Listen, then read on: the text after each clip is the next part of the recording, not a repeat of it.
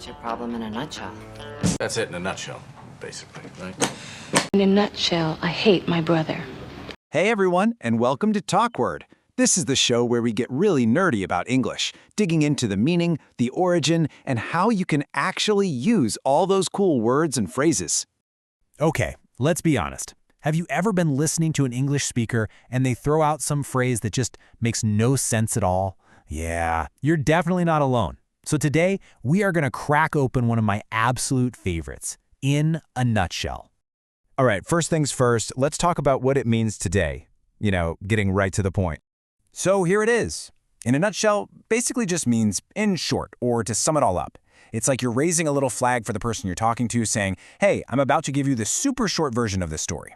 And this slide just shows it perfectly, right?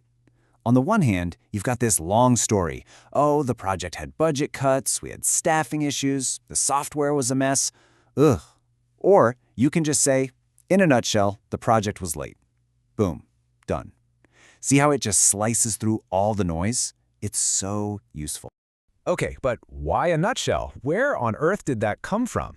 Well, this is where it gets really cool. We're about to go back in time, like almost 2,000 years. Let's dig into this story. So, picture this. We're in ancient Rome, and there's this guy, a writer named Pliny the Elder.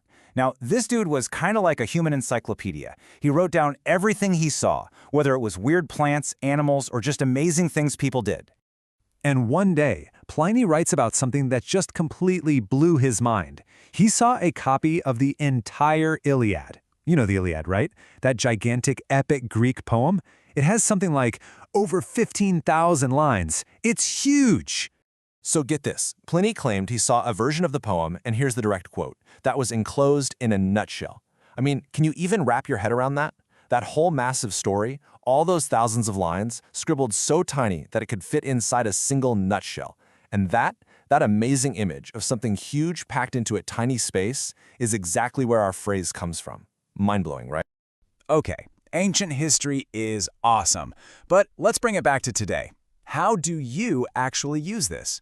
Let's get practical. Here are some super common ways you'll hear it. For example, after a long work meeting, you might just say, the meeting, in a nutshell, was about the new budget. Or someone asks about your trip. In a nutshell, my vacation was fantastic.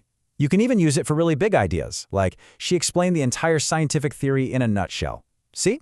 It's all about boiling things down.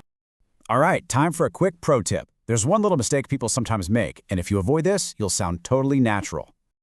Okay, here's the big no-no. Please don't say in a nutshell and then launch into a giant long story. That totally defeats the purpose. So it's perfect to say, in a nutshell, the movie is about a hero saving the world. But you wouldn't say, in a nutshell, okay, so first the hero wakes up and then this happens for 3 hours. You see the difference, right?